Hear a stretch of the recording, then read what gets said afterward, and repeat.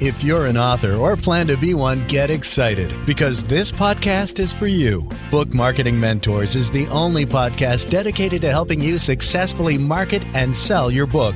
If you're ready for empowering conversations with successful marketing mavens, then grab a coffee or tea and listen in to your host, international best-selling author Susan Friedman.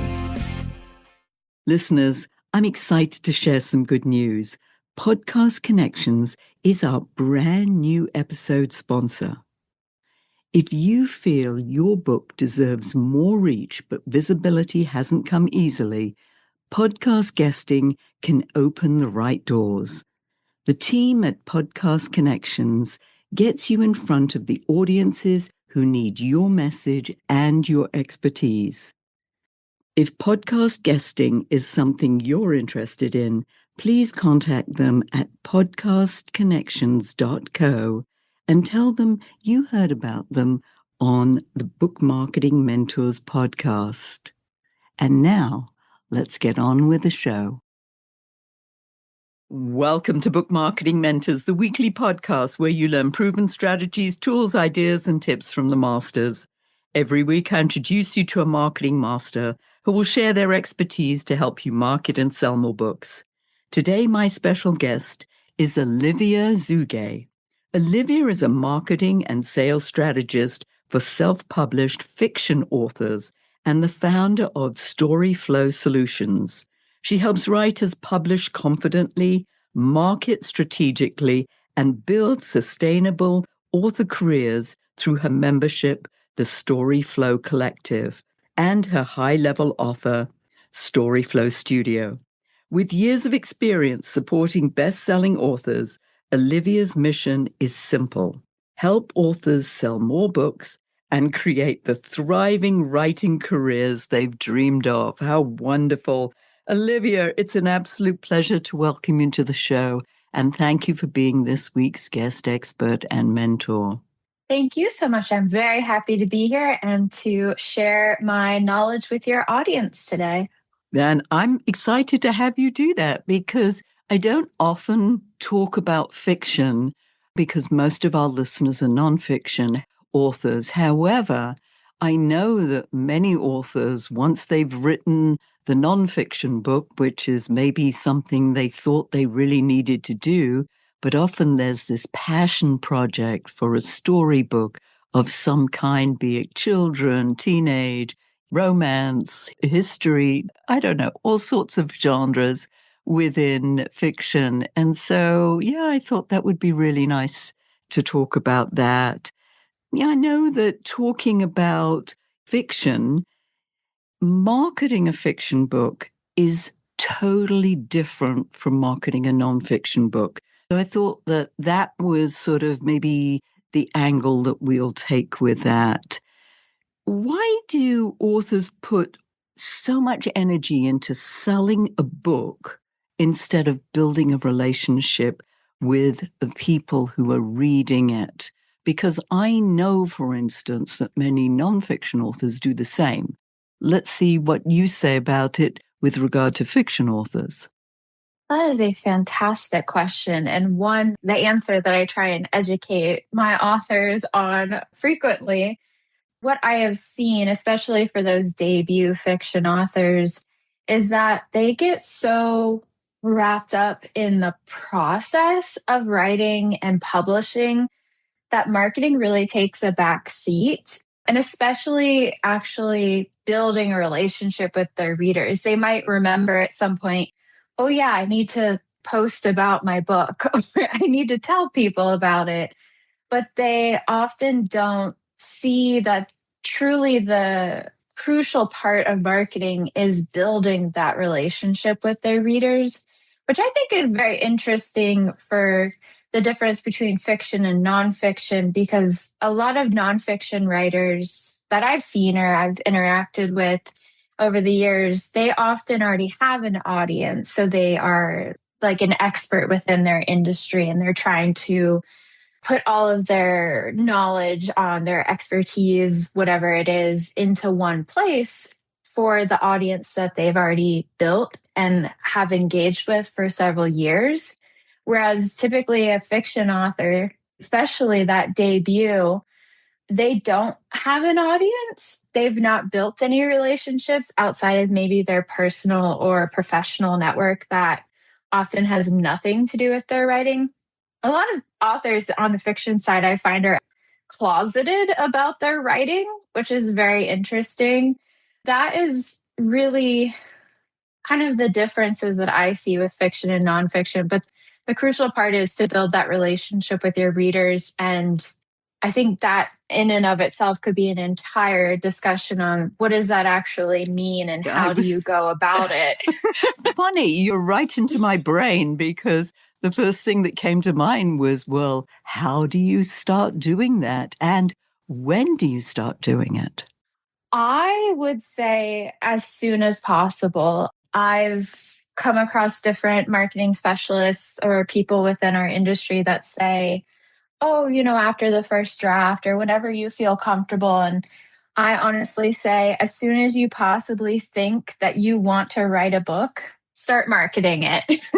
And it's not even to get down to specifics like how do you do that? The overarching goal is to just tell people about what you're doing.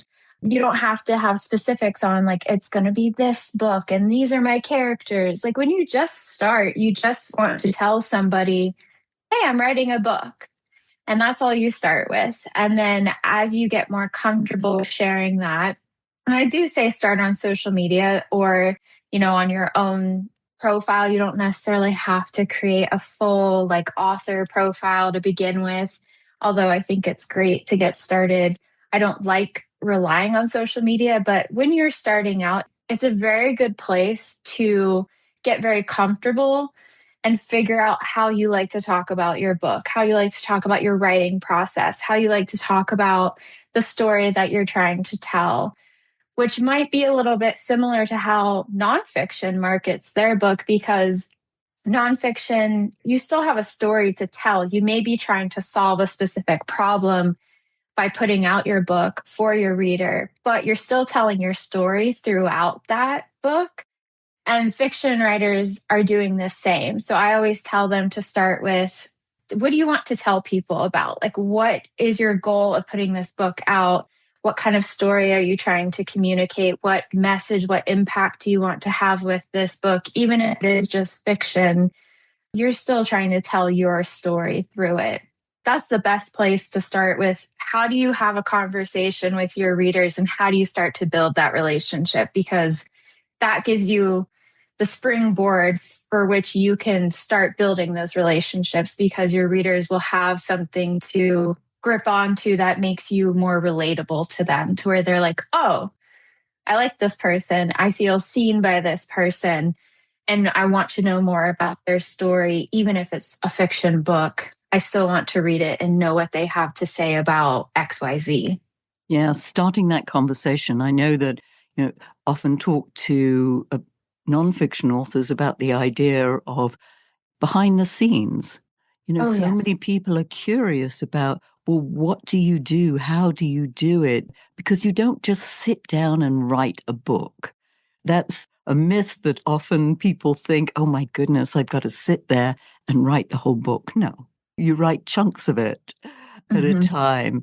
And also with fiction, you've got the opportunity to introduce your characters and even asking your audience for ideas for these characters if maybe you haven't come up with all of them yourself. What are your thoughts on that? I always suggest, and that's maybe was going to be my little nugget of knowledge for the end, but I have another one that I can share too. Yo, But I stole your thunder. Sorry. Didn't mean to do that. I always say this to so many of my clients and authors that I interact with. I say, don't be afraid to talk to your readers. Have that conversation with them. So many authors, I feel like no matter where they're at in their career, they at some point have this mindset that almost like they are above the readers, like that they can't talk to them, they can't interact with them unless a reader has like a complaint or something. Then they immediately want to talk to that person and go, oh no, how can I fix this for you? What did I do wrong? I'm going to change everything, which is also another conversation of if only one person's complaining, do you really need to fix it? But don't hesitate to talk to your readers. One of the best things that I did for one of my higher level clients that I work one on one with is I started a monthly survey for her giveaway every month that we do. And I ask marketing questions, and they are so helpful to give us feedback on anything and everything from what price do you like to purchase audiobooks for? What platforms do you read your books on? What other authors do you read in this same genre? It's been incredible to get that feedback, that knowledge, and also to understand how they like to read, their behavior, what they want to see from this client of mine, what characters they fell in love with. From there, we can deepen those conversations and share more information on what they actually want to see or hear about from my clients. So don't hesitate to ask questions, to have a conversation with your readers. They are people too. They may not necessarily have a face to a name, or you may not even know their name, but they're still able to share information and their likes and dislikes with you to where you can better market to them, build the types of books that they want to see, the types of characters that they're interested in that you also like writing. 100%. Don't be afraid to ask questions and talk to your readers.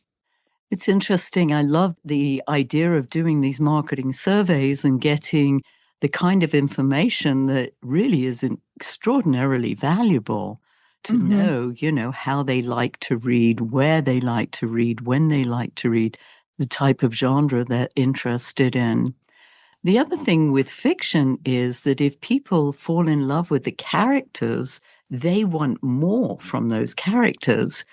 Already starting to think about the fact that maybe there's a second and a third book, the adventures continue of these characters. People love that, especially children's books.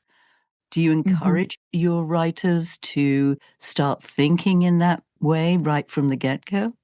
Oh, 100%. In my freebie that's on my website, it's my self-publishing starter kit. I tell them first off, you need to plan out at least the first 2 years of this business venture that you're starting. We need to figure out how many books you're publishing a year, what those books look like. Are they all in one series? Are you starting multiple series at a time?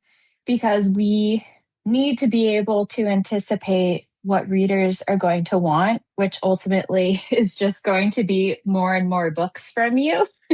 And if you can't keep up with that demand, or you don't anticipate that demand when you first start, it's very overwhelming. I see clients go through it who say, oh, it's fine. Like, I'll definitely be able to write 2 books a year. But then life happens and they can't do that. And they're stressed out and they feel awful. And again, that's another, just tell your readers what's happening. You don't have to give them all your personal details, but communicate with them and tell them, hey, can't keep up with that schedule for this year. Sorry. But yes, I absolutely tell, especially my fiction authors, to think about how you can turn this story into a series, because that is what is going to benefit you the most, especially if you want to go full time as a writer. The more that you can have series, especially interconnected series, and build up that back catalog to where you can really do promos and discounts and leverage all of those books for different releases and different time frames or seasonality of reading. That's really going to help you in the long run. So the more that you can think about that from day one, the better. Yeah, because once you've got a reader who loves your writing, loves your characters, how you paint your pictures within the book, they're going to want the next book and the next book. So it's having that once you find an author. And I know this for myself because I love listening, for instance, to murder mystery. And I find an author and I'm like, oh my goodness, what else did this person write? Because I really love their style. And then go on this binge of all the different books that this one author has written. So, Mhm. knowing that going into it from the get-go, as you said, thinking about the career is so important right from the beginning. Let's talk about mistakes. I mean, I can imagine that there are multiple mistakes that fiction authors make, both in the writing and then primarily, of course, in the marketing, because that's very much our focus. Talk to us about Mhm. those. I almost hate to call them mistakes, even though and you may think of them as such. Especially for those beginners, it's really the lessons that you just haven't learned yet, unfortunately. And that's why I do have my membership, the Storyflow Collective, because I try and really teach them everything they need to know from day one before they even put their book out there. That way they're up to date on what scams to be aware of, how to actually put your book on different publication platforms, what regulations are there with email marketing or putting your book in Kindle Unlimited. I wouldn't even call this a mistake, but the worst thing that they can do is just fail to educate themselves. Truly, the best thing that you can do if you want to put a book out there, whether it's just for funsies to put a fiction project out there or you want to go full time, the biggest mistake that you can make is to not educate yourself before you do that, before you actually start the process. I highly suggest doing as much as you possibly can to be informed of what's happening in the publishing industry, what platforms work best. Also, how do you actually know where your readers like to shop? What genres do they like to binge read versus buy paperback or listen to an audiobook? The more that you can educate yourself about the publishing industry, your genre, and the readers that read that genre, the more success you will have. I don't want to say quicker, but I would say this, you will not have as much anxiety or stress is if you weren't to educate yourself. A lot of debut fiction authors jump in head first and then they have a lot of those uh-oh moments. It's just because they didn't know or they didn't realize something before they did it or while they were doing it. So the more that they can educate themselves, the better. That's my probably another huge nugget of knowledge is just do what you can. And you don't even have to pay for it necessarily either. There are free podcasts, there's free YouTube tutorials, there's free guides. There's so much information that you can gather. It's just figuring out who you like to learn from and who you trust most. And even with my clients in my membership and one on one clients, they say, I'm giving you my advice based on the best strategy that I can come up with the information that I have gathered and my expansive knowledge that I've gathered over all of these years. But it's also your business and your right to make that decision on whether or not you want to follow my advice or try something out for yourself based on your own knowledge and your own background and what feels comfortable for you. Be discerning within the information that you gather and think critically to make sure it's the best choice for you. Yes. And I always like to think about it too, in that marketing is a long game. Oh, It's yes. it's not something that the book comes out, you're going to do this sprint of marketing and expect miracles. It's a continuous, it's constantly talking about different aspects of the book. And have you Mhm. come across authors who are reluctant to share any part of the book prior to publication? I would say not necessarily the entire book. I've never had anybody who said, oh, I don't want to share anything about this book before it comes out. It's more so finding that balance of what is giving too much away about the little nuggets of oh my gosh, I didn't expect that. Or wow, that was a twist. It's more so finding the balance of how much do you give away for elements like that, or even the romance, if you're a romance author, I was very interested to learn in the marketing surveys that I did for my client. They didn't want any romance teasers, anything in this past release that we did. And I was very shocked about that. Despite her steamy teaser email being the most opened one that we typically send before a release, a lot of people do not want any teasers. They want to go in absolutely blind. I think that's another conversation that you can have with your readers, because you as the author, or even if you're working with a PR agency or a social media manager, they may have an idea of what would work, but really it's best to have that conversation with your readers of, what do you want to know? What information do you want to be teased with? And then you can have a better marketing plan from that. And I also will say this, don't go off of just a couple of answers. You want to make sure that you go with the majority. And I always tell my clients' audience that if we say we're going to do something, or I'm gathering information on XYZ, I say, just so you know, whatever the majority says, we're going to go with. So unfortunately for those, just be aware, we're going to make sure we label things very appropriately, but you can make that decision for yourself moving forward if you want to know whatever we're going to share. But no, I haven't had any clients who are really hesitant to share much about the book. I think it's more just, what is too much or what is too little? That's always the question, and when to share it. Mm-hmm. And that's obviously part of what you offer your clients, which is, by the way, this is a great segue for you to start talking about. You've mentioned a few things already, but let's go over what you offer your clients and how our listeners can take advantage of that. Of course, I'd be more than happy to. Another key lesson for authors, whenever somebody gives you an opportunity to talk about your books or your offers, make sure to take them up on it, because this is your moment to shine, and don't be shy. Just go forth and share. So I will share that I've talked about it. I have free guides and information on my website. You're more than welcome to grab any of those. Of course, being a marketing specialist, I do ask for your email.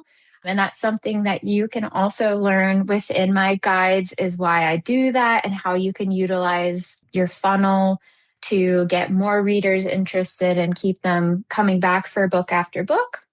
Outside of free things, I offer a membership. It is basically your hotline to the publishing world. You can ask me anything and everything that you want to know about publishing a fiction book, marketing it, how to strategize, how to put it on different platforms, whether you should publish wide or be KU exclusive, or what does that even mean? We go over all of that information, and I'm able to support you without the one-on-one ticket price, which I love, because I find that there's a lot of opportunities in which authors want to really get that support, but it's always at such a high level price. When you just want to ask somebody a question, it does not have to be thousands of dollars. And so my membership is only $67 a month, and you can cancel anytime, but you have the ability to talk with me, learn from me, and also interact with other authors in that space. And then if you're looking for a strategic partner in your author business, I do offer one-on-one support, where I can be anything from your shoulder to cry on, to your virtual assistant, to your social media manager, and beyond. So I am really there to support you in making sure your author business is successful and you just have the time to write and do what you love to do. And that's everything that I offer in my business. Oh, I also do editing as well. If anybody needs proofreading or copy editing, I also have a bit of a twist on that, where along the process, I pull marketing teasers, and we talk also about how to leverage the information, the story that you have within your book to where you can truly market it. As well as a polished manuscript, you get marketing advice. And that is officially everything. Oh, we won't test you on that, but yes. I love the fact that you do the marketing as well. And it's not Mhm. just publishing the book and it's like, it's done, because that happens so often. And then the author has got this book and says, now what? Now what do I do to get it Mhm. out there? So that aspect of it is critical. And as I say, it's a long game because it's not just doing it once, twice, a dozen times, and you've just got to keep doing it. So Mhm. often authors do a couple of podcast interviews and they said, oh, I didn't get anywhere with that. Nothing happened. It's like, no, just keep doing it.